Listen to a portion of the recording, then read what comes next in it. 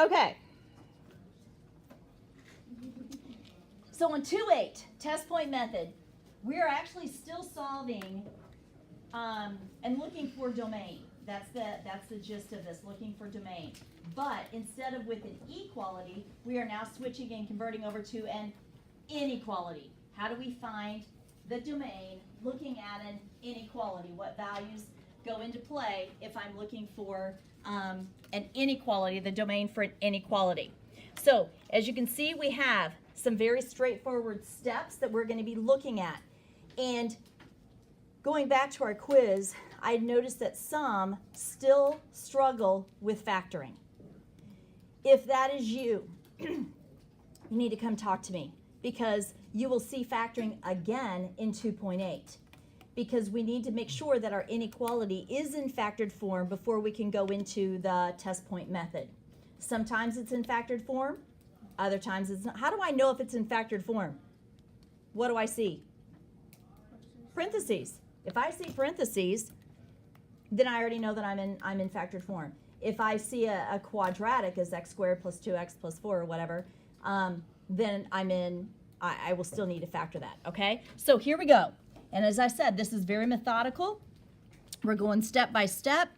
The first thing we need to do is find our zeros. So I asked you guys, is this inequality that I'm looking at here, x plus 3 times x minus 4 quantity squared, is that in factored form? Yes. Yes. So I can immediately go to finding my zeros. What's 1 0? X minus 3. Negative 3. Oh. Negative 3. It's okay, you're just on, recorded now. Oh. And then the second 0. And that was Pamela Robinson that said that. Oh my God. Thanks. Okay, so I have x equals negative 3 and x equals positive 4. Okay, so first thing I do is find my zeros. Well, actually, literally, the first thing you do is make sure you're in factored form. Once you're in factored form, now I get to find my zeros. Everybody with me on that? Okay? And because this is not a restriction, that literally is where the graph will cross the x-axis. That's a legitimate 0. We'll see a situation where I will be using different terminology other than that. Second thing is I'm going to draw a number line. Okay? And I'm going to literally... Can you move your paper over a little bit? I don't want to zoom out too much, otherwise I'm there. So x equals negative 3 and negative 4 are my zeros. Now I'm going to draw a number line. On my number line, the only numbers that I'm going to use on my number line are the ones that I pull out for my zeros. Okay? So, and make sure that it's in proper order. Left to right, least to greatest. So negative 3 and 4 are my zeros, and those are the only two numbers that I'm going to have on my number line, negative 3 and 4. Okay? You don't need like a holder for 0, or I want 1 on there. That'll just get confusing. You want to make sure that your number line only consists of your zeros. Everybody with me so far? Okay. So number 1, find the zeros. Number 2, draw a number line. Not too bad. Number 3 is when we get to the sign chart. Okay? Do you see on this number line where I have 3 different intervals, where that number line is divided into 3 sections? 1, 2, and 3. Everybody see that? I need to verify that everybody sees the 3 intervals that I have. Okay, the zeros have divided my number line into 3 different sections. Those sections are very important, because when I go to do a sign chart, I'm going to be pulling numbers out from each one of those sections. All right, so first section I'm going to call is to the far left. Pick a number, make it a pretty small one, less than, that would fall in this interval here, negative 3. So which one should I pick? How about negative 4? We could pick number 5 if we wanted to, but we can choose negative 4. Any number less than negative 3 will be appropriate, but let's just keep it the smaller the better, okay? So I'm going to say negative 4, and what I'm going to do with that negative 4 is I'm going to plug that into each one of my factors. So I'm going to say negative 4 plus 3, that equals negative 1, correct? when I'm doing my sign chart, I really could give a flying flip about what the actual number is. What I care about, is it positive or is it negative? So when I say -1, is that a positive one or a negative one? Negative. So I'm going to put the little negative sign out beside my -1. Now, for those of you that are lazy in here, yes, you know who you are, and yes, there are some that do not like to take notes, that do not like to write anything down. And typically I'll say, hey, you're on your own on this. But for this particular lesson, this is not going to make any sense unless you write at least this first one down so that you can go back and say, where the heck did that come from? Okay? So making sure that you have all these notes down. Now, you don't have to write exactly like I do. You'll get your own little personality to it. That's no problem. But for right now, please, monkey see, monkey do. Okay? All right, so -4 plus 3, I took care of that factor. Now I want to work with this factor. So I'm going to still use that same -4 that I pulled out of that interval, and I'm going to plug it into this factor. So I've got -4 minus 4 quantity squared. So what's -4 minus 4? -8. What's -8 squared? 64. 64 positive or negative? Positive. Okay, so I pulled a number out of this first interval, plugged it into both of these, and got a positive or negative sign. Now what you're going to think in your head, I'm going to take negative. If I have a negative number times a positive number, does it end up to be a negative number or does it end up to be a positive number?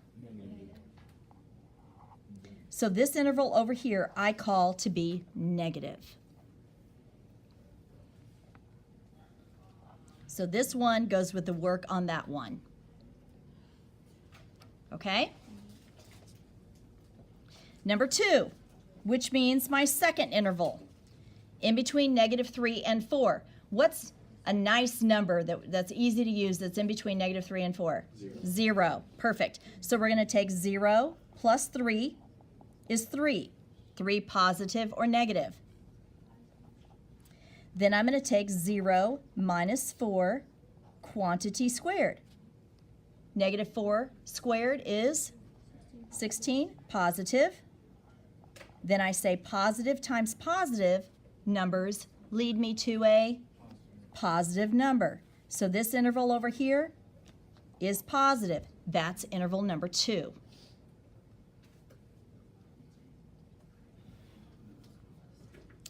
And my third and last interval, what would be a nice number to pick? Greater than 4? 5 would be a great number. 5 plus 3, 8, which is positive. 5 minus 4 quantity squared, which is 1. That also is positive. And as I had before, a positive times a positive leaves me with a positive number. That's interval number 3. That's called the sign chart right there that we see. So questions on finding that sign chart? Is Like- negative times positive the only way you can get negative? It is, except for the fact, if you stop and think about the rules of positive and negatives, if I have an even number of negative signs, what will that always turn out to be? Positive. An even number of negative signs will be positive. An odd number of negative signs will always be negative. So since 1, I only had 1 here, 1 negative, that ends up to be a negative. Okay. What if you end with a 0? Would it be positive or negative? You will not. It's impossible. Well, that's a good question. 'Cause this- I think that's going to hold itself. Okay. Yeah, and I think we've got an example that we'll have like that we'll see that. Great question. Okay, now what do we do with it? Okay, what do we do with it? Pay close attention. This is our equation, actually our inequality. And this inequality is a symbol for greater than. And we're dealing with positive and negatives. So if I have a greater than symbol, let's just kind of go out on a limb here and just make a guess. Would the greater than symbol represent negative numbers, or the negative symbol, or the positive symbol? Positive, absolutely, positive. Now, is there an equal sign here? No. So therefore, if there's no equal sign, I cannot include my zeros. They're not inclusive. The only way that it will be inclusive is if there was an equal sign here. Because if I would plug -3 in, I would get 0. And it's not equal to 0. So I have to make sure that as I write my domain in interval notation that those are not inclusive. Okay, so I want anything greater than, so therefore I want anything with a positive. So if you see my intervals here, -3 to 4 is positive, and from 4 to infinity is also positive. So to write my domain, I'm going to say -3 to 4. Why am I using parentheses? It's not inclusive. Union with 4 to infinity. Why don't you make the negative infinity to -3? Because that was negative, and I need it to be greater than.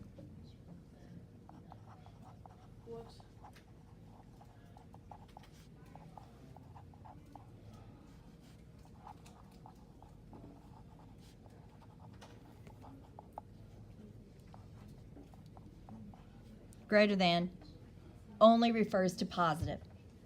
Caleb? Well, if it has to be greater than 0, then why are you including like?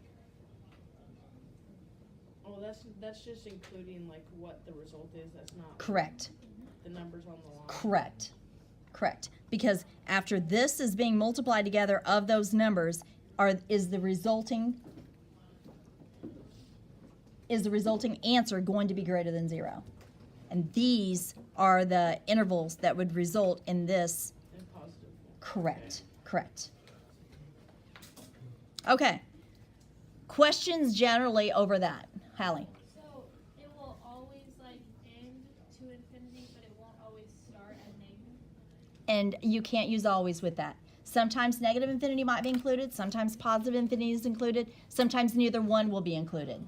And we're going to see examples of all that. Yep. Okay, so let's move down. Next example. X squared minus 2x minus 8. Am I in factored form to find my zeros?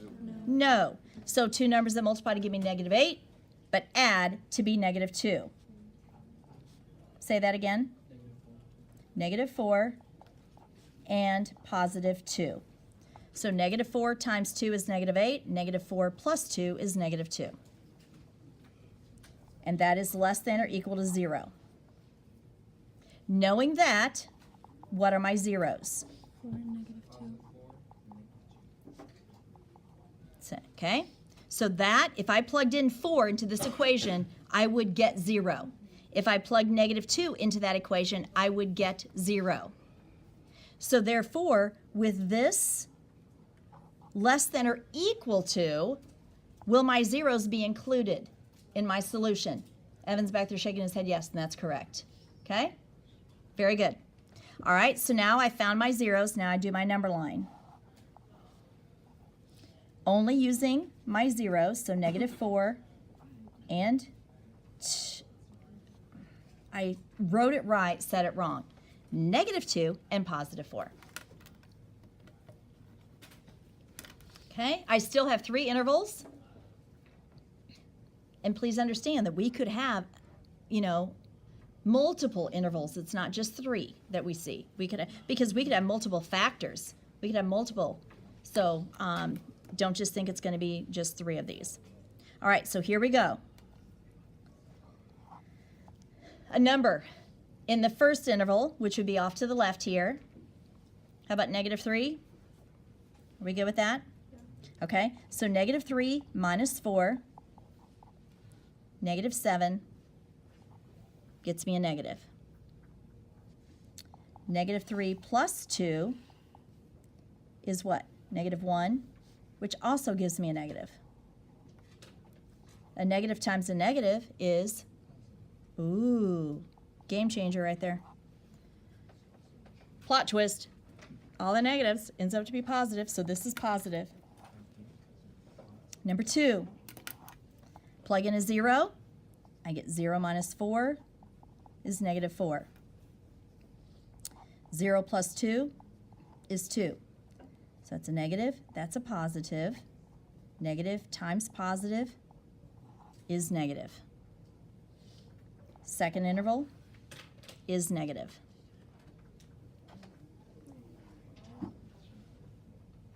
Last interval,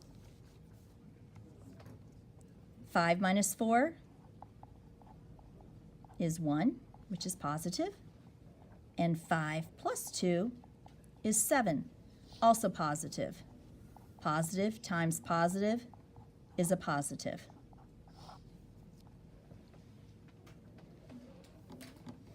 Okay? Now, I'm looking for things that are less than. So in terms of positive and negatives, what sign do you think I'm looking for now? Negatives. So the only time I see a negative symbol is in between negative 2 and 4, in that interval right there. This is equal to, so does negative 2 and 4, do they get to be included in that solution set? Yes. And so therefore, if they are included, am I using parentheses or brackets?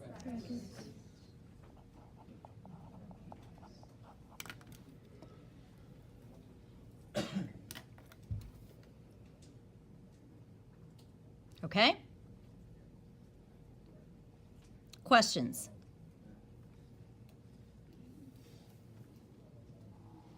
All right, moving right along to my next example. X squared plus 2x is greater than 15. What kind of work do I need to do on x squared plus 2x is greater than 15? Can you subtract 15? I need to first set it equal to 0. And then, now what do I have to do to it? Factor it. Two numbers that multiplied to give me negative 15 but add to be 2. 3 and Yep, positive 5 because that's a positive 2 and negative 3. And so my zeros here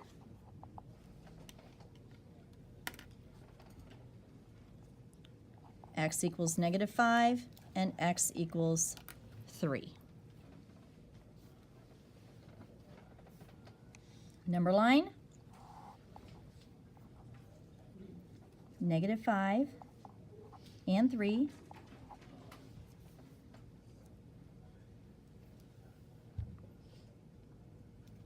And picking a first number out of my first interval. I think that's a great number. Negative 6 plus 5 leaves me with negative 1, which is negative. Negative 6 minus 3 is negative 9, which is also negative. Two negatives make a positive. And you guys do know that two wrongs do not make a right. Okay? So that is a positive. And so then, second interval, bless you, between negative 5 and 3 is our handy dandy 0. And 5 is positive. Negative 3 is negative. And a positive times a negative is a negative.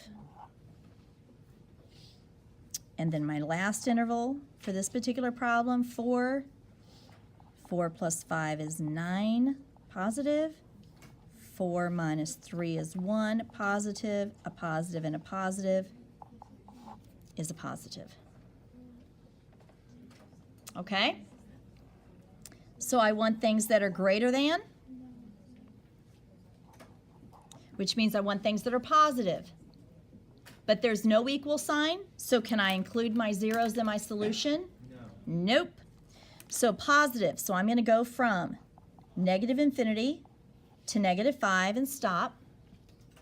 Take a breath. Pick back up, union with 3 to infinity.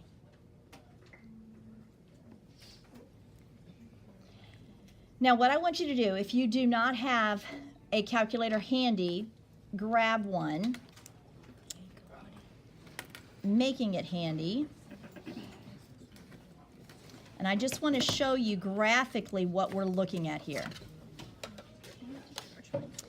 And then I want you to put in, we're going to go back to this first example, not the very first, but this quadratic here, x squared minus 2x minus 8.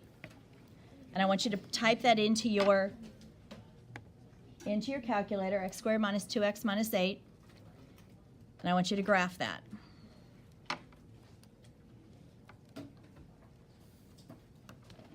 Is this finding the domain or Domain, okay? And as Brad just said, we do. We've got a parabola going on here, parabolas. You know, one side's a bola, and you got two of them. You got two, parabolas. Okay. So what I want you to look at on this first example, our domain was -2 to 4, inclusive, because we wanted everything that was less than 0, less than or equal to 0. So looking at this graph, this is very easy to see just graphically. If I go from -2 to 4 along the x-axis, that graph, is it lying above or below the x-axis? It's lying below. In this interval from -2 to 4, this graph is lying below the x-axis. Anything below the x-axis is considered to be negative. If I would look at to the right, or excuse me, here to the left, from -infinity to -2, that part of the graph is lying where? Above or below? Above. That part would be considered to be positive. Does that support our sign chart? So basically what this sign chart is saying, from -infinity to -2, my graph is above the x-axis. From -2 to 4, my graph is below the x-axis. And from 4 to infinity, my graph is back up above the x-axis. That's what that means, okay? Now, what I'd like you to do is go back and now put the second parabola that we did into your calculator. And it doesn't matter if you put it in factored form or just in the quadratic. So x squared plus 2x minus 15. And graph that second one. And make a comparison between the second graph and what it was asking for. It was asking for everything above, greater than, the pluses. And so does it make sense that I go from -infinity to -5 and then pick back up from 3 to infinity? Is that really where the graph lies above the x-axis, since I'm looking at it as greater than? Y'all see that? Okay, now knowing that, keep your calculator handy. I want you to answer these couple questions. Both of these graphs look like what? They have what shape? They're parabolas, because what kind of equations do we have on both of those? Quadratics, perfect. So now we want to know, when are the graphs less than or greater than 0? When are they defined below the x-axis, and when are they defined above the x-axis? So when they're below the x-axis, I want this written in interval form. And let's just call this first equation A, and the second one that we did B, just to distinguish between the two. So A is below the x-axis, just exactly as we said, from -2 to 4. And you guys verify that graphically. It is below the x-axis from -2 to 4. And I'm not including it because I'm not saying less than or equal. I'm just saying it's less than. It's below the x-axis in this interval, A is. B is below the x-axis. What is that? -5 to 3. Perfect. It's below the x-axis from -5 to 3. And again, you can verify that now graphically. Now let's do the same thing looking at it. When is the graph above 0? Above the x-axis.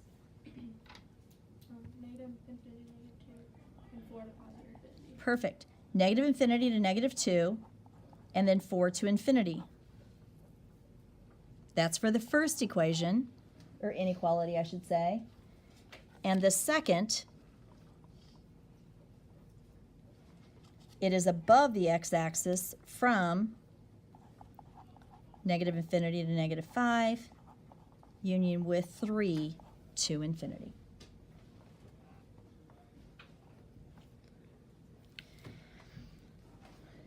Mrs. Meyer, this is pretty easy to look at if I just look at it graphically. Do we have to do it all algebraically? The answer to that is yes. You will need to show me all of that work because there will be situations in which graphically may lead you astray. And so we want to make sure that we can support it both graphically and algebraically. All right? Okay, we're going to try one more before we get, I hand back those quizzes. So here we go. We have x plus 1, all of it divided by x plus 3 times x minus 1. I have one accurate 0 and 2 restrictions. And even with domain, we know that the restrictions play a part in our answer for that. So the first thing I want to know is, where is my 0?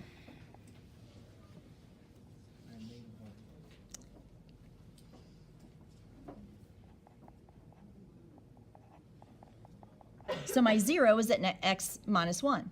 X equals negative 1. Sorry about that. And my restriction is where? So x cannot equal negative 3, and x cannot equal 1. So when you have restrictions, those are still included on your number line. Those are still included on your number line.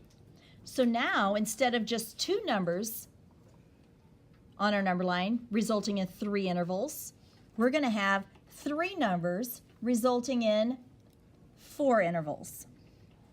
And again, making sure that you are in numeric order. So negative 3, negative 1, and 1.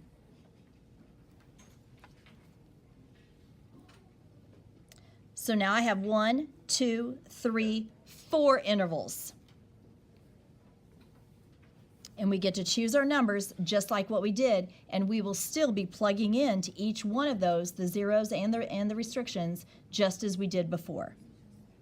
So interval 1, should we choose negative 4? So negative 4 plus 1 is negative 3. That's a negative. Negative 4 plus 3 is negative 1. It also is negative. Negative 4 minus 1 is negative 5. I have a third negative. So 3 negatives, negative times negative times negative results in what kind of a number? A negative number. So that interval is negative.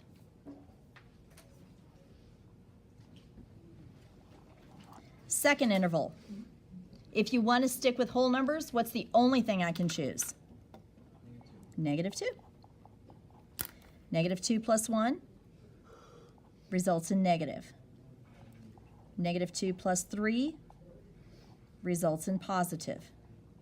Negative 2 minus 1 results in a negative. 2 negatives and a positive results in a positive because I've got an even number of negatives.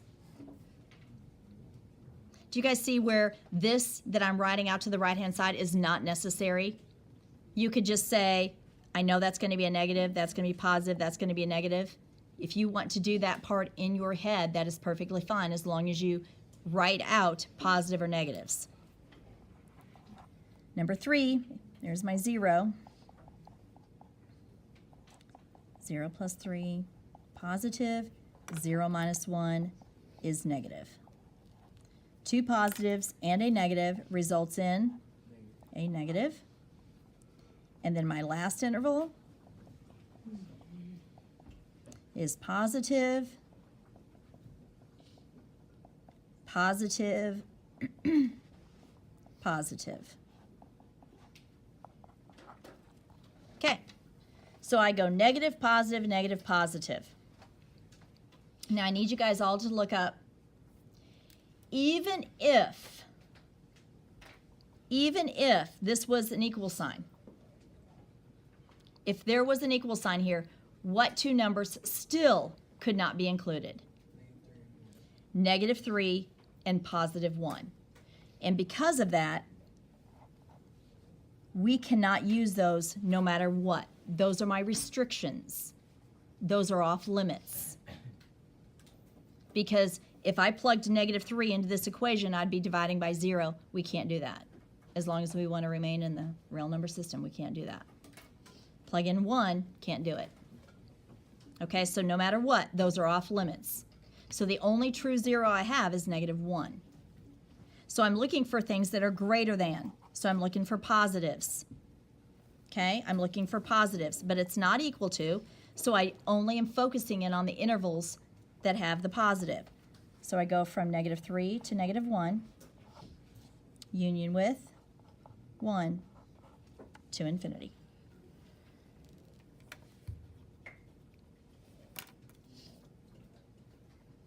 Okay? Questions? Hallie? I don't get the domain, like how you know when to start it and like where it ends. Okay, do you see where this is greater than? Yeah. Greater than means positive. Okay, so in this interval to the left here, this first interval, all those numbers would result in a negative below the x-axis. Second interval, from -3 to 1, all those numbers, that interval is lying above the x-axis. So because I want things that are above, I want things that are positive, that's where I start. So -3 to -1 is this first interval right here. Now, the the third interval from -1 to 1 is below the x-axis. I don't want negative, I want positive, so I'm going to skip that. That would lie below the x-axis. Then I go back to lying above the x-axis, 1 to infinity. So literally, I am just pulling off of those intervals. That's where that came from. Okay. Is the only reason you can't use brackets because the restrictions? Partly. But if I go back to my inequality, I don't have an equal sign there. And that would be the other main reason. Okay, good questions. Anything else? The 0 came from the top. Yes. Because that could be illegitimate. Because that is when, if I plugged in -1 here, this whole thing would be 0. Okay? Okay, so that's it for my 2-8.